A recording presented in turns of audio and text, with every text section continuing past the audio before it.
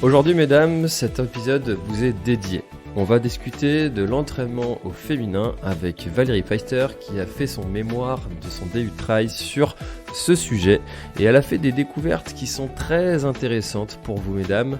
Alors soyez bien attentives, vous allez apprendre plein de choses, que ce soit au niveau sociétal, au niveau de l'alimentation, au niveau de vos règles menstruelles, au niveau de plein de choses. Bref, je vous laisse avec ma conversation avec Valérie Pfeister pour l'instant outdoor. Bon, alors aujourd'hui je suis en compagnie de Valérie et avec Valérie on s'est rencontrés lors du DU Trail Running de Grenoble qu'on a passé cette année en 2021 et qui était vraiment très enrichissant. Comment vas-tu, Valérie ? Très bien. Et toi ? Eh ben écoute, moi ça va super bien, tu vois, il fait très beau là en Bretagne, malgré que le froid soit arrivé, mais on s'adapte, on s'équipe un petit peu plus et ça va très bien. Alors Valérie, on va parler aujourd'hui d'un sujet qui est vraiment hyper important au sujet de l'entraînement au féminin, mais avant de parler de ce sujet-là, j'aimerais bien que tu te présentes, s'il te plaît. Alors donc, je m'appelle Valérie, ça tu l'as déjà dit. Je suis infirmière depuis 12 ans, presque 13. Et je suis venue à la course à pied par opportunisme, parce que j'en avais marre de ramer dans l'école quand j'allais en montagne. J'étais plutôt vélo et natation, mais j'ai vite compris que pour gagner en endurance, la course à pied c'était quand même plus efficace. Donc je m'y suis mise. Et voilà, en me renseignant sur comment bien courir, comment bien m'entraîner, j'ai été confrontée à une pléthore de sites, de blogs. Et un jour, je suis tombée sur une kiné qui m'a parlé de la clinique du coureur et des formations qu'il proposait. Et en fait, c'est ce qui m'a fait basculer. Voilà, j'ai fait des formations, j'ai trouvé ça hyper intéressant. Et voilà, c'est ce qui m'a menée au trail et au DU.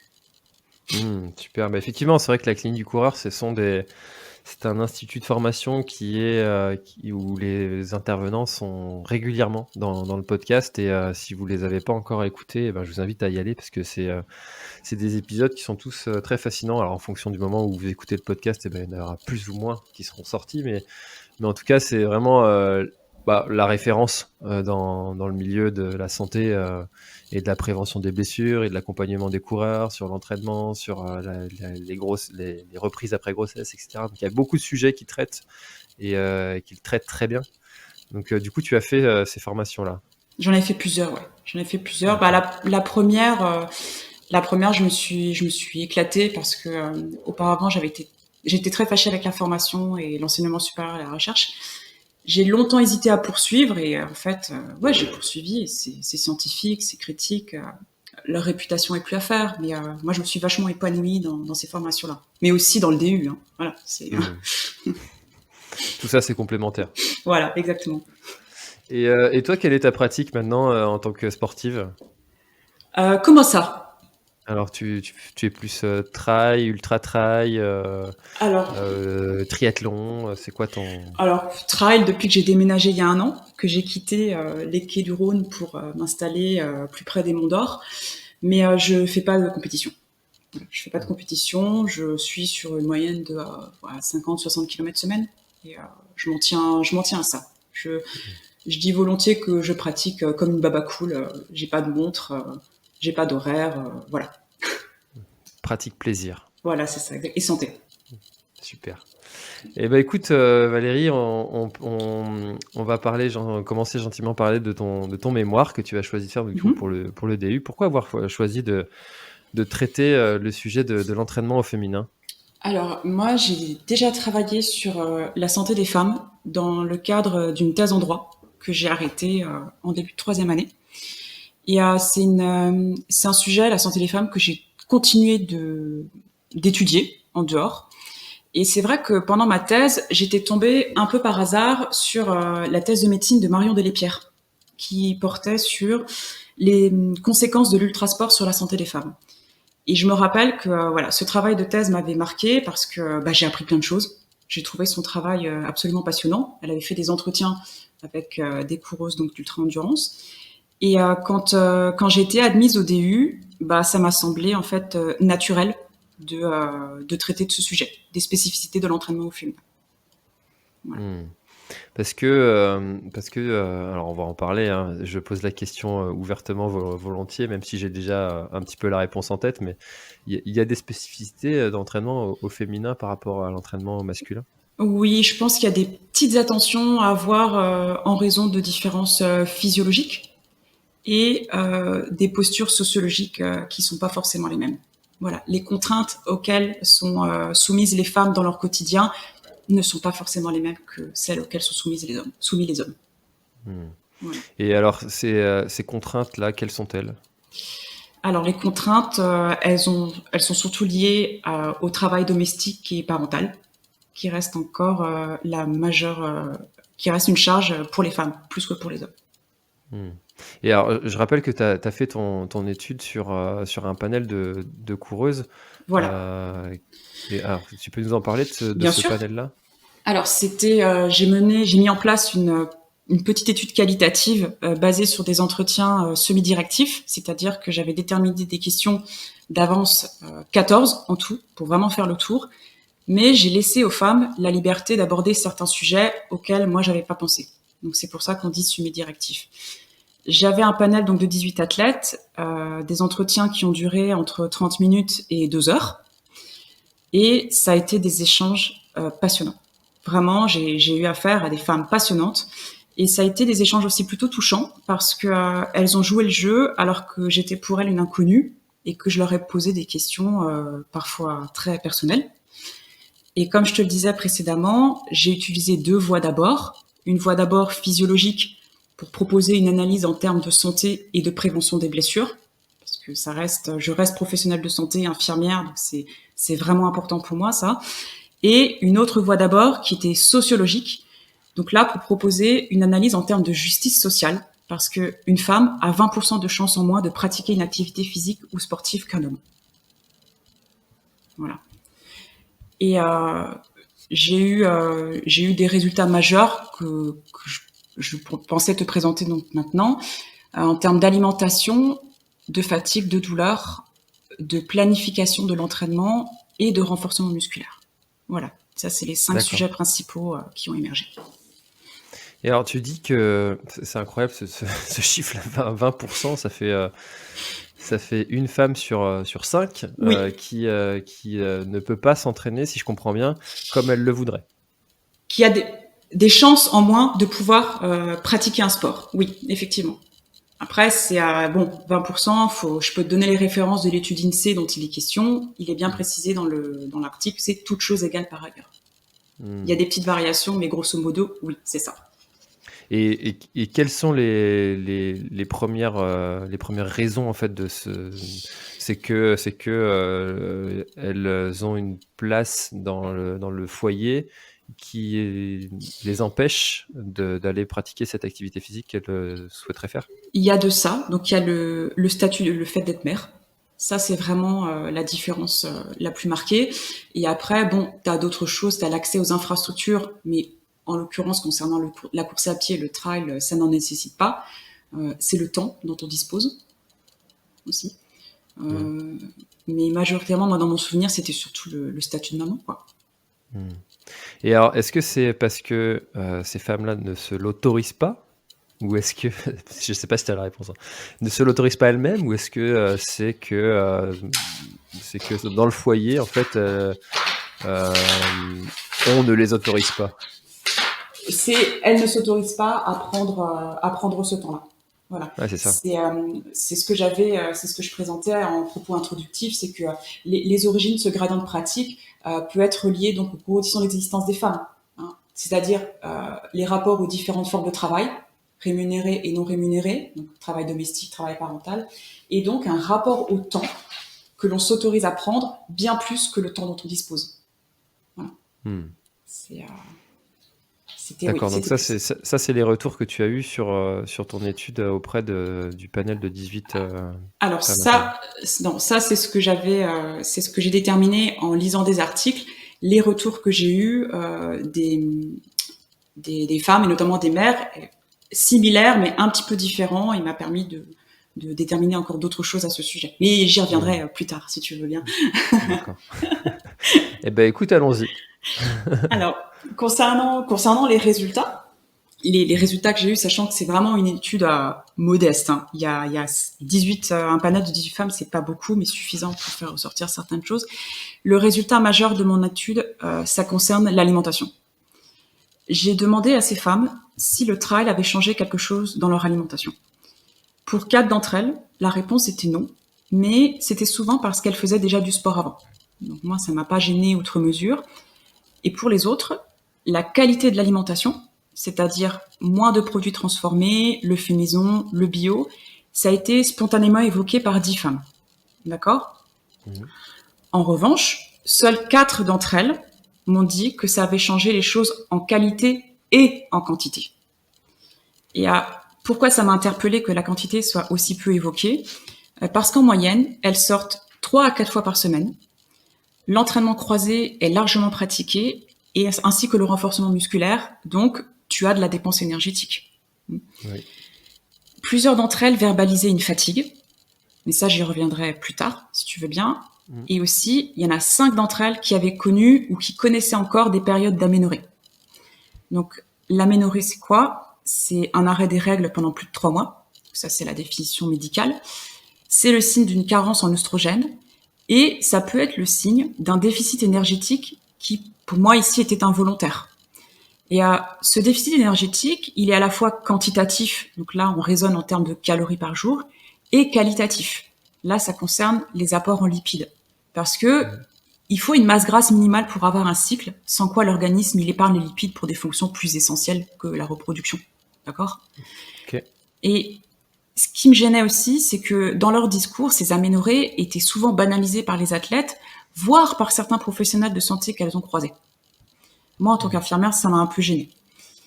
La prévalence de l'aménorrhée dans les sports d'endurance, elle est d'un peu plus de 30%. Et sur l'UTMB 2014, sur 269 femmes, 72% étaient en aménorrhée. Donc c'est quelque chose qui est connu. Et oui, vas-y, je t'écoute. Donc ça veut dire que, si je comprends bien, ça veut dire que la pratique du sport liée à une alimentation qui n'est pas suffisamment adaptée perturbe les cycles menstruels des femmes. Oui, le déficit énergétique lié au sport induit une aménorrhée. Oui, bien sûr. Après, ça, c'est pas tout de suite une aménorrhée. Il peut y avoir des allongements de cycle. Enfin, il y a d'autres signes avant que tu passes sur une aménorrhée plus franche. Mais oui, ça peut avoir cet impact-là. Et c'est souvent vu, ça peut être perçu comme quelque chose de pratique, notamment dans la planification de l'entraînement et des compétitions. Moi, j'ai une athlète qui m'a parlé, quand elle a fait la diagonale des fous, elle avait ses règles. Elle m'a dit, mais c'était une catastrophe. C'était voilà, il a fallu gérer quoi. Donc ça peut être vu. Une petite baisse de performance en plus pendant la période de. Ça voilà, exactement. Je vais en parler aussi. Okay, donc c'est super. Mais donc voilà, ça peut être vu comme quelque chose de pratique parce que t'as pas ça à gérer dans ton entraînement et tes compétitions. Mais une aménorrhée qui se prolonge, un déficit énergétique qui s'installe, ça va impacter le taux de cholestérol. Donc là, tu installes un risque vasculaire et surtout ça fragilise le squelette. Le risque à terme, c'est la fracture de fatigue au niveau du tibia, métatarse, ceinture pelvienne et notamment rachis lombaire, ce qui est quand même dommage. Et ce qui est intéressant, le taux de masse grasse conseillé, ça varie avec le type de sport, mais en moyenne, on est à 17,9% avec des cycles réguliers, 15,7% quand il y a une aménorrhée. D'accord ? Et ce qui est intéressant, justement, quand la masse grasse est suffisante, c'est qu'une femme, elle va oxyder plus facilement les lipides, qui dégagent plus d'énergie que les glucides et les protéines. Et à contrario, elle va épargner davantage son glycogène et ses protéines, ce qui peut être avantageux, notamment sur de l'ultra. Voilà. Alors que les conséquences d'un déficit énergétique en sport, c'est un risque de blessure majorée, une baisse de la capacité d'endurance, une baisse de la force musculaire, une baisse de la réponse à l'entraînement. C'est plus complexe que ça, mais voilà. À terme, c'est quand même un peu dommage. Tu vois. Donc le message à retenir pour toutes celles qui nous écoutent et ceux, s'ils veulent sensibiliser aussi leur compagne, c'est de dire, si vous avez une perturbation de votre cycle menstruel, ne prenez pas ça à la légère et il va falloir voir d'où ça vient. Voilà. J'ai lu la semaine dernière dans une revue spécialisée dans le trail, il y avait un article sur le cycle menstruel où en gros la journaliste, elle disait bon bah au bout de 5 mois, il faudra peut-être consulter. Je pense qu'on peut attendre moins de 5 mois avant de s'inquiéter d'une aménorrhée qui se prolonge. Voilà. Tu dirais à Et partir de combien de mois? alors la définition de l'aménorrhée, c'est 3 mois. c'est 3 mois. Moi, je suis pas docteur, je suis pas médecin, mais chez une femme qui a un cycle régulier, qui pratique énormément, ouais, 1 mois, 2 mois, enfin, faut vraiment pas s'inquiéter, mais enfin si, faut s'en occuper quoi. Ouais. Faut s'en occuper. Pas Et s'alarmer, mais faut le traiter quoi. Enfin, bah faut c'est ça. prendre en compte. Et ce qui est aussi complexe, voilà, c'est comment expliquer le déficit énergétique involontaire. C'est là que je bascule de l'angle physiologique vers l'angle sociologique. Moi, je pense que ce déficit énergétique involontaire, il est lié à 2 choses. C'est le mépris contemporain qui existe envers les graisses et les sucres. Là, tu n'as qu'à allumer ta télé et voir certaines publicités pour le comprendre. Et aussi la très forte incitation des femmes à travailler leur apparence et à respecter une sorte de ligne de crête corporelle. Et cette très forte incitation, et je dirais même cette injonction, elle a été confirmée par les athlètes avec qui je me suis entretenue lorsque je leur ai demandé si quelqu'un dans leur vie leur avait déjà fait des réflexions sur leur poids ou sur leur apparence. Alors, pourquoi poser... 100%. Pas tout à fait. Mais les réponses étaient intéressantes. Pourquoi poser une telle question et quel rapport avec le trail? Eh ben, il faut savoir que les femmes sont surreprésentées dans les troubles du comportement alimentaire. C'est 9 cas sur 10, ce sont des femmes. Et qu'il existe des liens très étroits entre les troubles du comportement alimentaire, donc je vais parler de TCA, et les sports d'endurance. Donc, les TCA, c'est quoi? C'est ce qu'on appelle, c'est l'ensemble des attitudes, des comportements et des stratégies associées à une préoccupation permanente du poids et de l'esthétique corporelle. Et c'était pour moi une des questions les plus intimes de ma trame parce que je savais que j'allais toucher un point potentiellement sensible. Et sur 18 athlètes, il y en a 15 qui se sont pris des réflexions souvent à plusieurs reprises. Donc je pense que tu peux multiplier par le 15 par 2 ou 3. Et t'en as quand même qu'une seule qui a évoqué une réflexion qu'elle a perçue comme positive, comme un compliment. Et dans les retours de ces athlètes, il y a 3 choses pour moi qui sont à retenir. C'est que les réflexions, elles viennent de partout. Donc potentiellement tout le temps. Elles viennent du milieu sportif, bien sûr. Elles viennent aussi du milieu familial, quand elles étaient ados. Donc, et ça les a marquées parce qu'elles s'en rappellent. Ça vient du milieu scolaire ou du milieu universitaire et du milieu affectif, c'est-à-dire du couple. D'accord? En termes de contenu... Milieu pro aussi, peut-être? Alors, je pense que si j'avais gratté un peu, oui, j'aurais trouvé des réflexions dans le milieu professionnel. Oui, je pense. Mais ça, ça n'a pas émergé, mais bon, dans la mesure où ça vient de partout, ouais, je pense que c'est possible.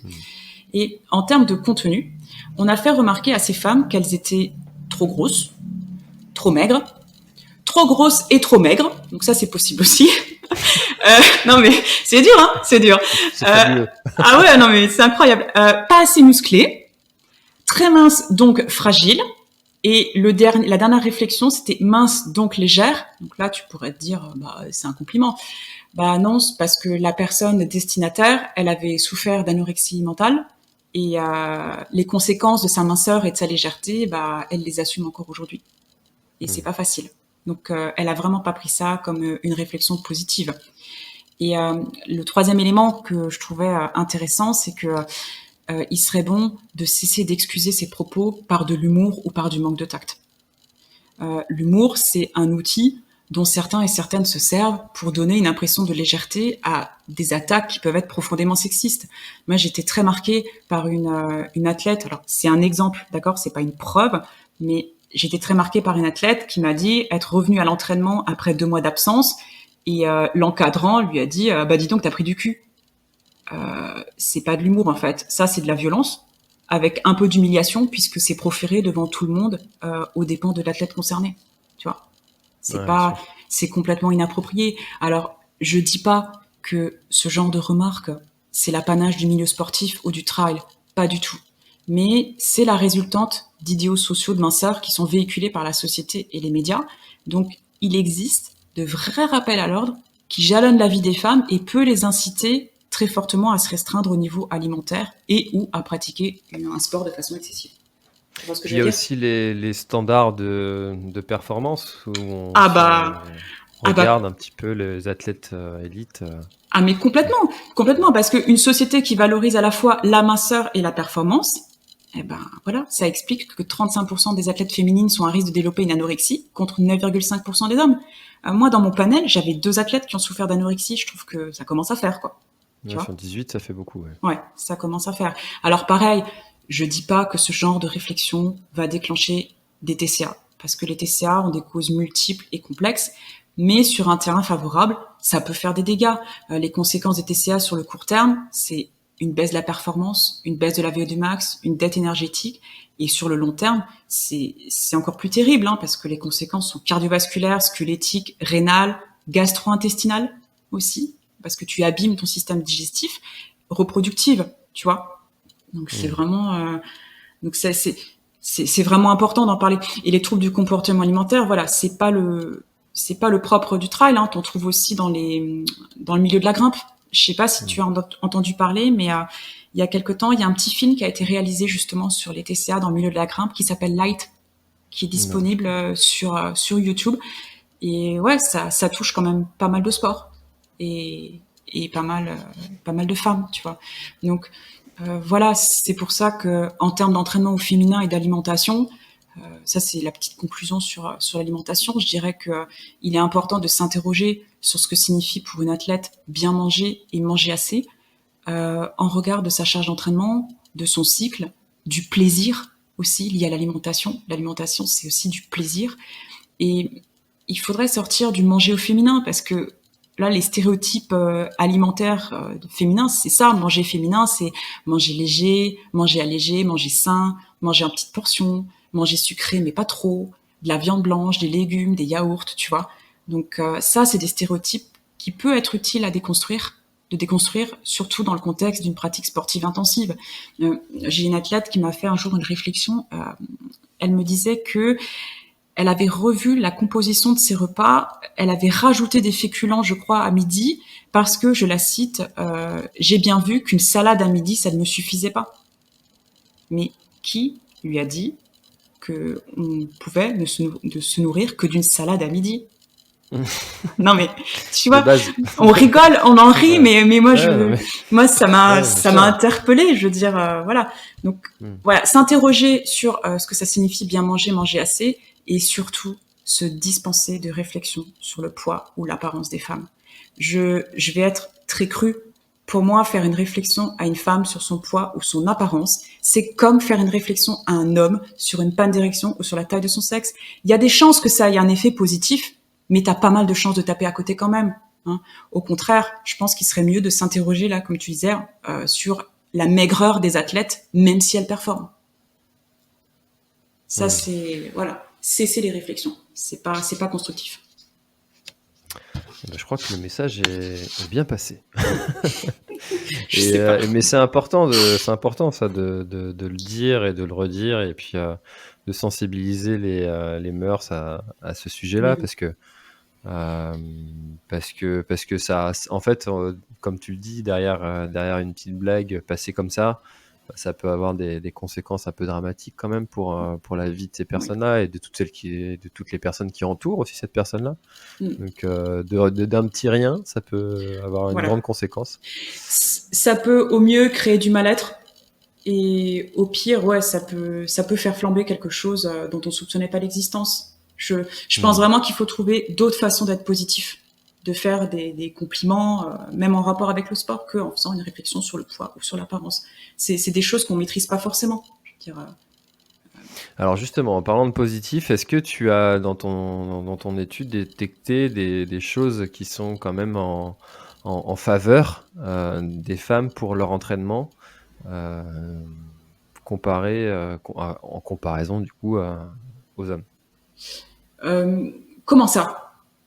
Est-ce qu'il y a des aspects dans l'entraînement qui sont favorables aux femmes plutôt qu'aux hommes? Est-ce que biologiquement parlant, il y a des facilités qui ressortent ou pas?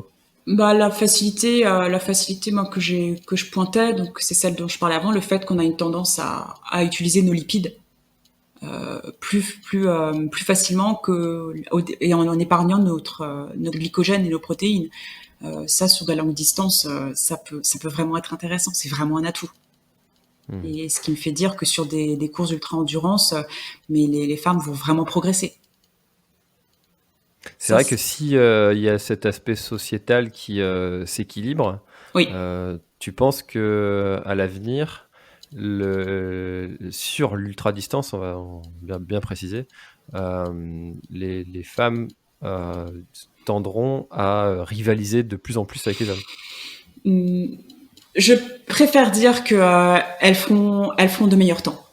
Je pense qu'en fait, il faut sortir de cette comparaison entre les hommes et les femmes. Les femmes, elles sont pas des petits hommes. Mais je pense qu'elles feront des meilleurs temps. Elles iront encore plus loin. Elles feront encore de plus belles choses que ce qu'elles font actuellement. Tu vois, c'est j'aimerais vraiment qu'on apprécie les performances des femmes pour ce qu'elles sont, c'est-à-dire des performances de personnes qui sont dures à cuire, plutôt que tout le temps les comparer avec ce que font les hommes. Mais je crois les femmes ont beaucoup de progrès, enfin une possibilité de progresser, d'avancer qui est vraiment conséquente. Justement parce que sur de l'ultra-distance, parce qu'on est avantagé en termes de métabolisme. Mais moi, mon idée, c'est pas d'encourager les femmes pour qu'elles battent les hommes. J'aimerais vraiment qu'on sorte de ça, quoi. C'est pas constructif parce que nous, on est peut-être mieux équipés pour les efforts longs. Les hommes sont mieux équipés sur des efforts courts où il faut de l'intensité, sur des efforts où il faut de la force et de la vitesse. Ils sont avantagés par rapport à nous parce qu'on est différents. Après, la compétition peut être vue dans un sens où on s'élève soi-même grâce aux autres. Oui. Et c'est ce qui est ressorti dans l'étude quand on a parlé des souvenirs de compétition. L'idée, c'était de se dépasser soi-même, mais jamais il a été question de dépasser les autres. Elles ont très rarement des objectifs de podium. C'est juste finir. L'objectif principal, c'est de finir. Elles s'aménagent plusieurs objectifs, je pense, pour asseoir leur pratique. Mais l'objectif, c'était de finir. Et c'est ce qui était beau, c'est que des fois, ça finissait par des podiums surprises. Voilà. Mais c'est vrai que ce sujet-là alors en plus, quand tu veux incorporer de la performance dans ta pratique sportive, ça veut dire que tu dois t'entraîner plus régulièrement et du coup se libérer encore plus de temps. On est dans une autre sphère encore sur l'étude que tu as dû faire. Tout à fait. Et Oui, je t'écoute. Vas-y. C'est justement quand on parle d'entraînement, d'intensité de l'entraînement et tout, c'est ce qui m'amène au deuxième sujet qui a émergé dans le discours des femmes, c'est la fatigue. C'est la fatigue. La fatigue des athlètes, ça irrigue leur discours, mais comme un fait, jamais comme une plainte. Elles ne se plaignent pas, mais elles le verbalisent. Et moi, j'avais l'impression que leur fatigue, c'était davantage lié au quotidien qu'à leur pratique du sport. Concrètement, sur 18 femmes, j'en avais 8 qui estimaient que leurs besoins en sommeil n'étaient pas satisfaits. Ce qui est, je trouve, important sur 18. Et elles étaient embêtées par des réveils nocturnes, des difficultés d'endormissement liées à la charge mentale, de l'anxiété et des contrariétés liées au travail. Le travail, c'est vraiment un facteur de trouble du sommeil. Et tu en avais aussi d'autres qui me parlaient des enfants malades qui les réveillent la nuit. Voilà. Ah oui. Et tu vois, pour rebondir sur le sujet de l'alimentation, je regrette de ne pas avoir demandé à ces femmes ce qu'elles mangeaient le soir, parce que un dîner pauvre en protéines et en glucides, ça augmente la durée d'endormissement, puisque la conso de glucides, ça fait augmenter le tryptophane, un acide aminé précurseur de la sérotonine. Et c'est vrai qu'il aurait fallu que j'explore un peu les carences en vitamines B1, B9, en minéraux.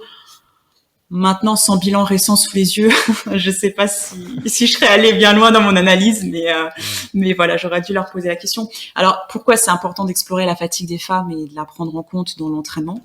Parce que quand on est fatigué, on progresse plus difficilement et encore une fois, on risque de se blesser. Je crois que je suis vraiment la blessure, moi c'est mon obsession. Et j'ai bien compris les cours de la clinique du coureur.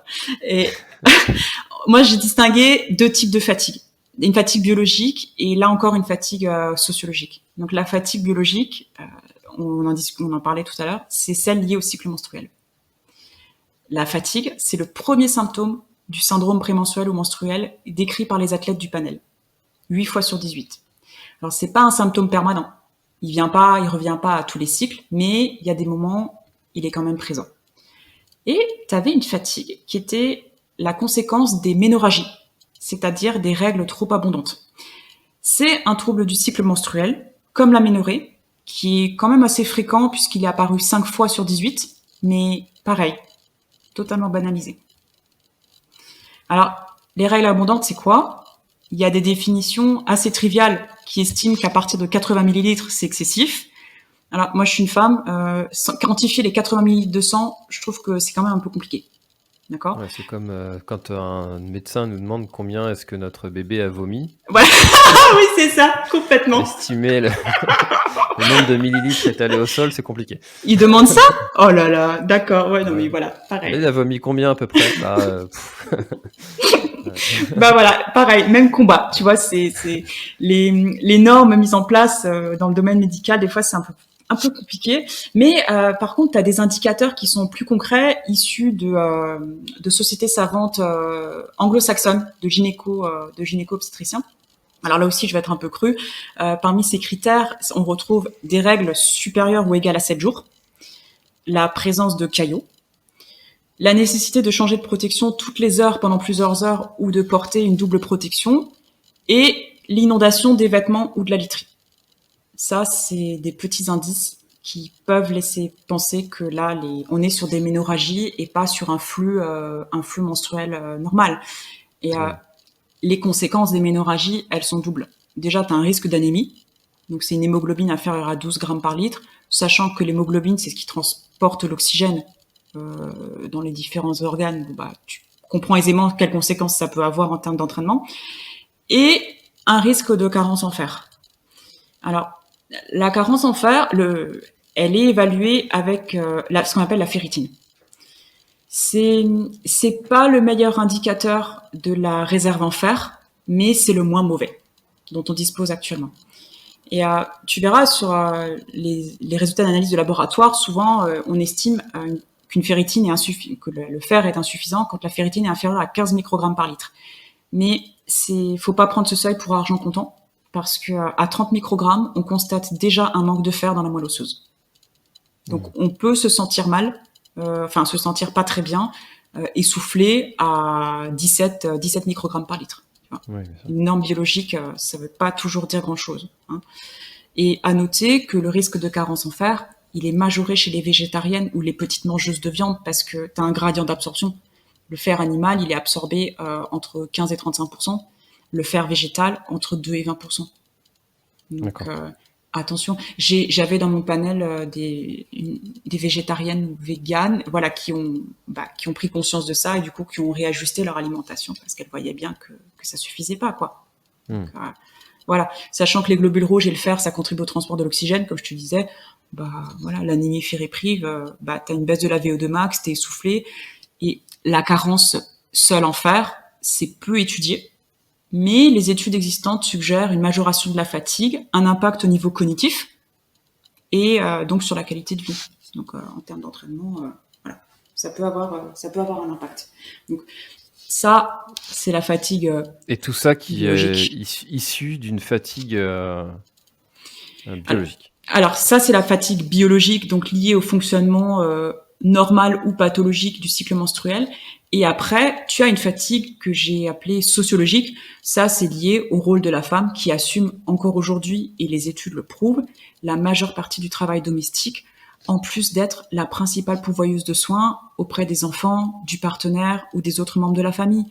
Ça change, mais ça change quand même très lentement, tout ça. Donc c'est le concept de la double journée avec le travail déclaré et le travail non déclaré, le travail domestique et parental. Et tu vois, c'est pour ça que en termes d'entraînement au féminin, ça me semble intéressant aussi d'explorer et d'entendre la fatigue des femmes, qu'elles soient liées au fonctionnement normal du cycle menstruel, pour pouvoir un peu adapter l'entraînement, à un fonctionnement plus pathologique parce que on peut tenter des choses pour limiter les ménorrhagies et leurs conséquences. La fatigue peut être liée à des besoins en sommeil qui sont insatisfaits et à la composition du dîner. Un processus de surcharge, oui, ça peut induire une fatigue aiguë, vectrice de performance, mais très honnêtement, je pense pas qu'avec une hémoglobine et une ferritine dans les chaussettes, doublée d'une dette de sommeil, tu ailles bien loin. Tu vas Ouais, c'est un tout en fait à prendre Exactement. dans sa globalité. Exactement. C'est pas parce qu'on va manger correctement, mais qu'à côté on a une surcharge mentale qui est vraiment trop excessive et qu'on dort pas, que ça va résoudre tous les problèmes. Donc, oui, complètement. Voir dans sa globalité. Alors après, peut-être quand on veut améliorer le système, faut améliorer une chose après l'autre. C'est ça. Parce que si on révolutionne sa vie, ça va pas durer longtemps. Hein. On les voit, les résolutions du nouvel an, ça tient jamais. C'est vrai. Mais de changer comme ça, petit à petit, chaque étape, et d'en avoir conscience qu'il va falloir changer ça, c'est peut-être aussi exactement. une solution. Juste en avoir conscience et essayer de mettre des choses en place. Ouais. Après, c'est plus facile à dire qu'à faire. Hein. Je sais que voilà, quand tu es maman, c'est pas forcément facile à faire. Hein. Donc, mais au moins y penser. Au moins y penser. Bien sûr, j'en parlais avec Marion Rabaland, donc dans un autre épisode du podcast, de dire que messieurs, assumez votre rôle, n'ayez pas peur de mal faire. Bien sûr. Et au contraire, faites vos conneries, on en a tous fait et c'est pas bien grave. Mais bien sûr. Voilà. Exactement. Ok, super. Est-ce qu'il y a d'autres choses que tu as envie de présenter Alors j'avais aussi envie de parler de la question de la douleur. De la douleur. J'ai souhaité évoquer la question de la douleur avec les athlètes parce que dans ma recherche bibliographique, je suis tombée sur un article très sérieux des cahiers de l'INSEP portant sur l'entraînement des femmes. Et dans ces articles, en gros, les auteurs disaient, vraiment, c'est en gros, s'il y a aussi peu de femmes dans le haut niveau, c'est parce qu'elles ont peur de la douleur, elles ont peur de repousser les limites. J'aurais dit l'inverse. Dans l'idée générale, la femme supportait mieux la douleur que l'homme. Alors bon, les auteurs étaient d'obédience psychanalytique, donc ça vaut ce que ça vaut, mais moi ça m'a irritée, donc j'ai posé la question aux principales concernées. Et sur 18 femmes, t'en as 2 qui ont évoqué une franche appréhension de la douleur en raison d'antécédents médicaux qui leur faisaient craindre une blessure, donc là je les cite, irréparable ou irréversible. Pour moi c'est entendable. Oui. C'est entendable, mais toujours 2 sur 18, bon, la peur de la douleur, elle est pas vraiment au rendez-vous. Par contre, ce qui est intéressant, ce que j'ai trouvé intéressant, c'est que le discours des athlètes, il m'a permis de distinguer 2 types de douleurs. Tu as une douleur liée au trail, qui est une douleur choisie. Elles l'ont associée au dépassement de soi, à la difficulté, à la pratique du trail en soi et même à un goût revendiqué de la douleur. Ça m'a vraiment fait sourire parce que le terme de masochisme, il est vraiment revenu, je crois, 4 fois. Quelque chose comme 4 fois. Donc, on a une adhésion au no pain, no gain et à un contexte sportif qui normalise et qui glorifie le risque, la douleur et la blessure. C'est très masculin tout ça quand même. Donc, on voit bien que la normalisation de la douleur et la rationalisation de la blessure, ça vaut pour les femmes comme pour les hommes. Il y a une stricte égalité pour moi de ce côté-là. Par contre, à côté de cette douleur choisie, la douleur liée au cycle menstruel, elle est subie. Elle est subie. C'est le 2e symptôme qui apparaît du syndrome prémenstruel et menstruel. Donc, c'est apparu 6 fois. Donc ça, c'est ce qu'on appelle la dysménorrhée. D'accord ? Tu as plusieurs athlètes qui ont constaté l'effet positif de l'entraînement par l'action anti-inflammatoire et la libération d'endorphines, mais t'en as quand même certaines qui ont évoqué des douleurs qui les clouent au lit et qui nécessitent la prise d'anti-inflammatoires. Et c'est ce qui est marrant, entre guillemets, c'est que la prise d'INS n'a été évoquée qu'une seule fois dans le cadre d'une course, une seule fois sur 18 athlètes qui ont toutes fait plusieurs compétitions. Donc le recours aux INS, il est infini. Mais voilà, pour faire taire une douleur liée au cycle menstruel, là, elles prennent des INS. Donc c'est vraiment pas du chiquet. Et la deuxième douleur liée au cycle menstruel que j'ai notée, c'est celle liée à l'endométriose. Tu sais ce que c'est l'endométriose? Alors, j'ai fait un bac S, mais c'est un petit peu loin, tu vois. D'accord. Et puis, je pense que je serais pas le seul à bien apprécier un petit rappel. Ouais, je crois pas que c'était au programme du bac S, l'endométriose, mais Ah, c'est pas c'est grave. pour ça que c'est pour ça que je l'ai oublié alors.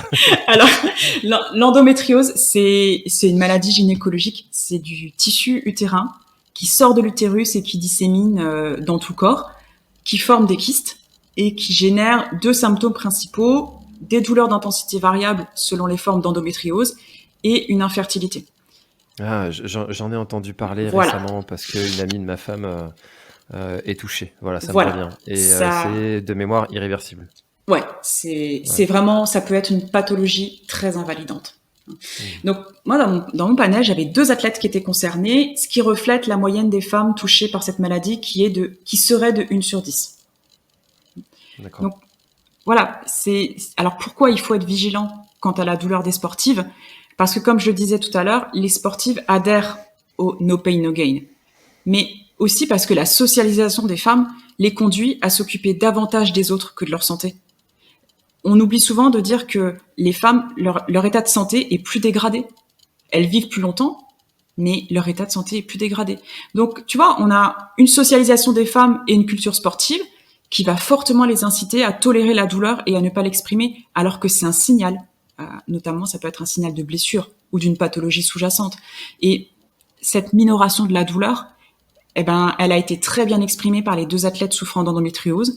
La première m'a dit, j'ai une petite endométriose, donc c'est un peu compliqué.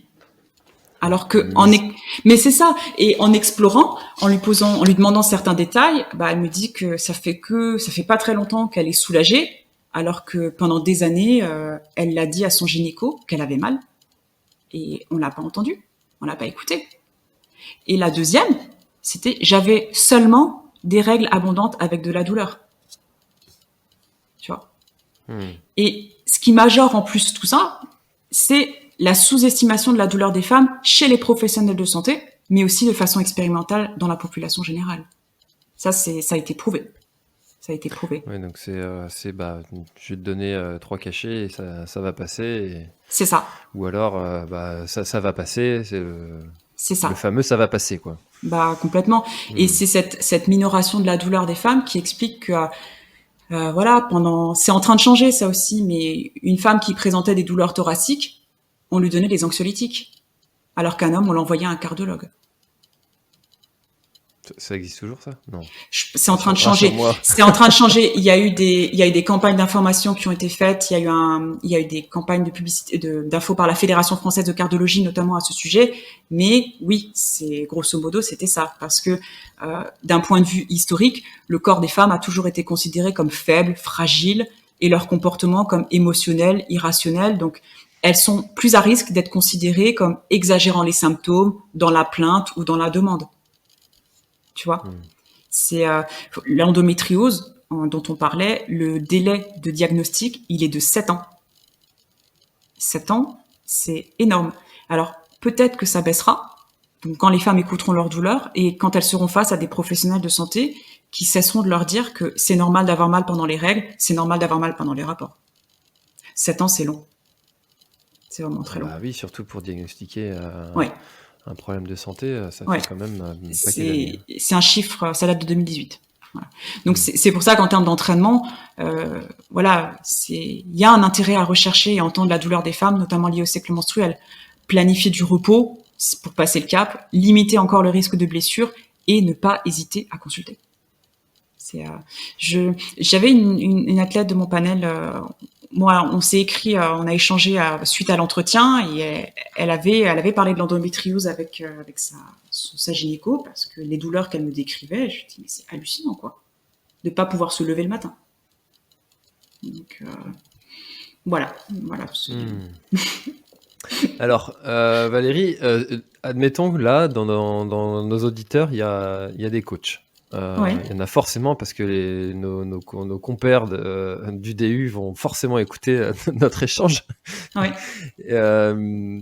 Je suis coach. Qu'est-ce que je dois prendre en compte et comment l'adapter dans l'entraînement des personnes que j'accompagne. Qu'est-ce que tu vas prendre en compte et adapter? Parce que si j'entraîne un homme, enfin une femme comme j'entraîne un homme, c'est-à-dire que je ne prends pas en compte le cycle menstruel, alors qu'il faut, du fait de tout ce que tu nous as dit depuis le début, c'est forcément à prendre en compte.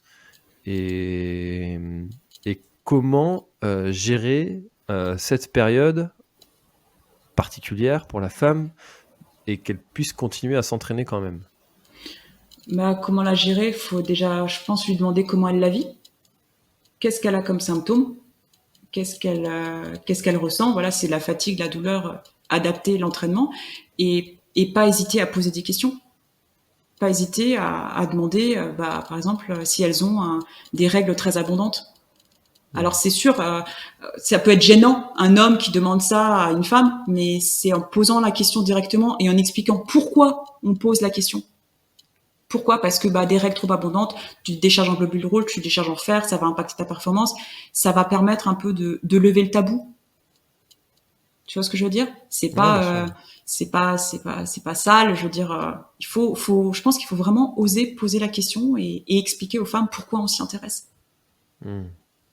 Donc sur l'entraînement, pour un entraîneur, c'est à prendre en compte, à adapter et surtout à écouter la personne qui va nous faire des retours et puis avoir un vrai dialogue en fait avec cette personne de confiance.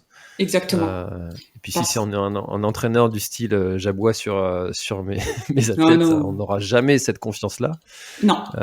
Donc ça aussi c'est à prendre en compte dans la façon d'entraîner. Bien sûr, et surtout pas oublier que les symptômes sont assez variables entre les femmes. Ils varient entre les cycles. Donc d'un cycle sur l'autre, la femme elle peut sentir plus ou moins bien. T'as des femmes qui vont se sentir très bien pendant leurs règles, très en forme, et d'autres qui auront besoin de repos. Donc c'est s'adapter, poser des questions et adapter à l'instant T. Et sachant qu'aussi en termes d'entraînement au féminin, en termes de relation entre entraîneurs-entraînés, il y a très peu de travaux qui ont été réalisés en France à ce sujet. Mais moi, dans ma biblio, j'ai trouvé des références anglo-saxonnes qui montrent qu'effectivement, on entraîne en termes de comportement de relation, on n'entraîne pas une femme comme un homme. C'est pas la même chose. Il y a des leviers à utiliser plus avec une femme qu'avec un homme. Mais ça, c'est dans la bibliographie. Ce sera accessible à tes auditeurs. Exactement, j'allais rebondir là-dessus, que toutes celles et ceux qui voudront en savoir plus sur le mémoire que Valérie a réalisé, il est en accès libre. Merci Valérie de le laisser en accès libre toute cette connaissance et ton travail. Donc il sera disponible dans la description de l'épisode, ou du moins dans l'article qui sera associé à l'épisode. Si vous voulez en savoir plus. Est-ce que, Valérie, on arrive déjà à 47 minutes d'échange, gentiment Tu veux que j'accélère? Pas du tout. Tu sais, il est midi, mais j'ai pas faim, donc il n'y a pas de problème. Est-ce qu'il y a d'autres choses que tu n'as pas présentées encore sur... Deux choses. Une chose, ça va être beaucoup plus court. Ça va être beaucoup plus court. L'avant-dernière chose concernait la planification de l'entraînement. J'ai demandé aux athlètes si elles rencontraient des difficultés particulières pour articuler leur entraînement avec leur quotidien. 4 ont répondu par l'affirmative, et ces femmes avaient 2 choses en commun. Elles étaient mères et leurs enfants n'étaient pas autonomes. Donc, mon panel ne contenait que 8 mamans. Donc, un échantillon trop petit pour essayer de déterminer les conséquences de la maternité sur la pratique du trail. Mais les entretiens avec ces 8 mamans ont fait émerger 3 variables qui déterminent la facilité ou la difficulté à poursuivre la pratique du trail quand on est mère. L'âge des enfants, suivant le fait s'ils peuvent rester seuls ou pas. Le statut professionnel, salarié ou indépendante, sachant qu'une indépendante, elle pourra peut-être plus facilement aller s'entraîner, par exemple, quand les enfants sont à l'école. Et l'état matrimonial. Donc l'état matrimonial, tu avais 2 situations, la famille matricentrée et la famille biparentale. La famille matricentrée, il y a un impact très positif de la garde alternée. puisque la femme, elle a une semaine de libre, entre guillemets. Là, elle peut vraiment s'entraîner comme elle veut. En cas de garde exclusive par la maman, eh ben là, la pratique du trail, elle est subordonnée aux contraintes professionnelles et au mode de garde qui se doit d'être fiable et flexible. C'est très difficile, les modes de garde fiables et flexibles. Et la famille biparentale, dans la famille biparentale, la pratique du trail était possible s'il y avait une demande auprès du conjoint et un effort. Demande et effort, c'est vraiment les mots qu'ont employés les athlètes. Ça montre bien que ça coule pas de source, même quand le père pratique lui-même une activité sportive. Par contre, il semblait y avoir un truc qui aide les mamans à continuer de pratiquer, c'est quand monsieur fait aussi du trail. Donc, quand il existe une homogamie en termes de pratique sportive, c'est une hypothèse à tester sur un échantillon plus gros de mamans, mais voilà, l'hypothèse c'est que l'homogamie est plus déterminante dans la pratique du trail des mères qu'une vision égalitaire de la parentalité. Tu vois. Je pense que ça, c'est valable pour tout type d'activité quand l'activité est partagée dans le couple. Voilà, exactement. C'est plus facile. Exactement. C'est plus soutenant. Donc, on peut aborder les choses sous un angle trivial en recommandant aux femmes de bien choisir leur partenaire si elles veulent continuer de pratiquer le trail une fois devenues mères. Hein. Mais en fait, ça me semble plus important de rappeler que les femmes, elles sont pas naturellement plus compétentes que les hommes pour gérer le quotidien, les enfants, la maison. C'est juste que leur éducation et leur socialisation leur enseignent à effectuer ces tâches et à les considérer comme les leurs. Et tu vois, c'est pour ça que j'avais beaucoup aimé le film de Sophie Power. Tu vois qui c'est, Sophie Power ? C'est marrant parce que Marion Rabalan m'en a parlé aussi de ce film-là. Voilà. Donc, qu'est-ce qu'elle t'en a dit ? Du coup. Eh ben, on en a parlé brièvement. C'est Sophie Power, pour toutes celles et ceux qui ne connaissent pas, c'est une image qui a été très célèbre d'elle, c'était quand elle a allaité sur l'UTMB. Et du coup, il y en a eu un film qui a été fait. Alors moi, j'ai pas vu ce film-là, mais il est à voir. Et Marion me disait que Sophie reconnaissait certaines erreurs qu'elle avait faites. Et que sa pratique du coup s'en était vue adaptée suite à cette expérience qu'elle a eue sur l'UTMB après sa grossesse. Voilà. J'ai pas su plus. Alors le film a été réalisé par son sponsor et ça décrit sa reprise après son 3e accouchement. Et alors faut faire attention parce que toutes les femmes ne se reconnaîtront pas dans la hâte que manifeste Sophie Power à reprendre l'entraînement. Tu vois, t'as les femmes qui ont besoin d'un peu plus de temps, qui n'ont pas envie de reprendre tout de suite. Mais ce qui est intéressant dans ce film, c'est que d'une part, elle montre que l'accouchement, c'est vraiment une blessure. Qu'il faut être patiente, il faut être indulgente, tolérante. La reprise, elle est difficile et c'est normal. Et surtout, ce qu'on voit dans ce petit film, c'est que sa reprise, elle est indissociable d'un fait. Il y a un papa qui fait sa part. C'est lui qui l'accompagne sur les compétitions. Et suite à la naissance de sa fille, je crois que c'est une petite fille, on voit qu'il s'occupe des enfants spontanément pour qu'elle puisse avoir du temps pour elle, du temps pour reprendre son entraînement. Il ne l'aide pas, il fait sa part. Et ça, c'est hyper important. Moi, la présence du papa, l'implication du papa, c'est fondamental pour le soutien de l'activité physique et sportive des mamans. Ouais, c'est la répartition... je veux dire logique des tâches ménagères de travail dans un foyer pour que une cohérence se passe et dure. Voilà, c'est vraiment à prendre en compte et tant que les mentalités ne changeront pas vraiment profondément à ce sujet-là, effectivement, il y aura toujours malheureusement une inégalité dans l'entraînement. Exactement. Le sport, il est vecteur de santé physique et mentale pour les hommes autant que pour les femmes. D'où l'importance que chacun puisse pratiquer. Ce qui est en plus totalement incohérent de la part des conjoints qui veulent avoir leur femme qui est bien foutue, mais par contre sans avoir le temps de s'entraîner. Bah voilà. C'est pour ça que du coup, on se restreint au niveau alimentaire. Voilà. Donc tout est lié. La boucle est bouclée, hein. Voilà, exactement. Voilà. C'est exactement ça. Donc il y avait ça, et le dernier élément qui est un peu ressorti. Donc là, ça rejoint aussi le travail de Marion Rabalan. Ça concernait le renforcement musculaire et notamment le périnée. Au sein de mon panel, j'ai 7 femmes sur 18 qui ont déclaré avoir eu des fuites urinaires pendant l'effort. D'accord. Donc les fuites urinaires, ou plutôt ce qu'on appelle l'incontinence urinaire d'effort, c'est pas l'apanage des mères. La prévalence, elle varie entre 8 et 47% selon le sport pratiqué et son intensité, même chez les nullipares. Et les plus à risque, c'est les sports de saut, dont la course à pied ou le trail.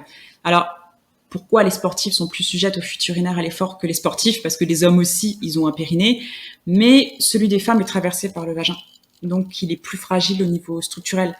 Et quand tu as une paroi abdominale tonique et que tu cours, tu as une pression abdominale qui s'exerce vers le bas, vers le périnée, et sur un périnée pas assez musclé, ça donne des fuites urinaires, quoi. Alors, c'est pas dangereux les fuites urinaires, mais c'est suffisamment, c'est pénible, et surtout c'est gênant. C'est suffisamment gênant pour que certaines femmes envisagent de réduire ou renoncer à leur pratique, ce qui est vraiment dommage. En plus, ça les conduit à mettre en place des stratégies qui sont pas forcément adaptées, comme par exemple boire peu avant et pendant l'effort. Voilà. Ah oui, d'accord. Ouais, c'est intéressant ça de voir les mécanismes qui sont trouvés pour contourner un problème. Ouais. Mais oui, mais quand tu bois pas assez, tu majores ton risque d'infection urinaire. C'est dommage. C'est dommage. Donc ça, c'était le dernier point sur lequel je voulais vraiment insister. Ce serait pas mal d'inclure le périnée dans le renforcement musculaire. Les femmes autonomes, elles peuvent se tourner vers les travaux de Bernadette de Gasquet, qui est une référence en la matière. C'est un médecin qui est prof de yoga, je crois. T'as l'ouvrage de Emma Brockwell, qui est la physiothérapeute de Sophie Power, dont on vient de parler. Moi, son bouquin est en anglais, mais franchement, il est super bien fait. Et sinon, les kinésithérapeutes et les sages-femmes, c'est les professionnels de la rééducation périnéale. C'est dommage de se gâcher la vie avec des fuites urinaires, parce que ça peut se traiter aussi, je pense. Voilà. Ah bah écoute, c'est sûr que c'est intéressant de voir tous ces aspects, comme je le disais juste avant, et qu'est-ce que l'un va impacter sur l'autre, et le système qui est mis en place pour le compenser, qui est pas forcément le bon, qui va aggraver finalement le truc. C'est beaucoup de choses en fait. Oui, mais après c'est ça qui fait aussi la beauté du trail, c'est que t'as vraiment plein de choses à prendre en compte. Et tu rajoutes des spécificités anatomiques et sociologiques dessus, mais ça donne quelque chose de très complexe et de très stimulant. Après, ce dont je viens de parler, c'est vraiment les cinq choses majeures. Les femmes que j'ai rencontrées m'en ont dit beaucoup plus. Enfin, j'ai abordé d'autres sujets qui étaient un peu moins importants que cela. Mais oui, c'est extrêmement stimulant. Ouais. Eh ben, écoute, je sais pas si tu as aussi entendu parler du livre de l'activité physique de la femme enceinte et de l'accouchée. Non. Benjamin, je vais peut-être écorcher son prénom. Son nom de famille, c'est Guinouya. Non, je connais pas. Eh ben, je te le recommande aussi. D'accord, volontiers. Et donc, écoute, merci beaucoup. Je t'en prie, merci à toi. C'était très riche d'informations, et encore une fois, si vous voulez en savoir plus, s'il y a des notions dont on a parlé et qui vous intéressent, mais qui, parce qu'on est à l'audio, n'ont pas été très forcément limpides pour vous avec quelques mots scientifiques ou quoi, n'hésitez pas à prolonger le sujet dans le mémoire de Valérie. Merci Valérie. Merci à toi. Et avec grand plaisir, et puis peut-être à bientôt. Alors pas forcément sur les sentiers parce que tu fais pas de compétition. Mais... non. Puis j'habite un peu loin de la Bretagne aussi, donc. Ouais, mais le breton est voyageur. D'accord. Allez, très bonne journée, à bientôt. Merci, au revoir. Cet épisode est maintenant terminé, merci de l'avoir écouté jusqu'au bout, et si vous êtes encore là, c'est sûrement qu'il vous a plu, alors n'hésitez pas à le faire savoir autour de vous, c'est la meilleure façon de faire connaître le podcast L'Instinct Outdoor. Parlez-en, partagez les épisodes, merci beaucoup pour votre fidélité, et à très bientôt dans un prochain épisode.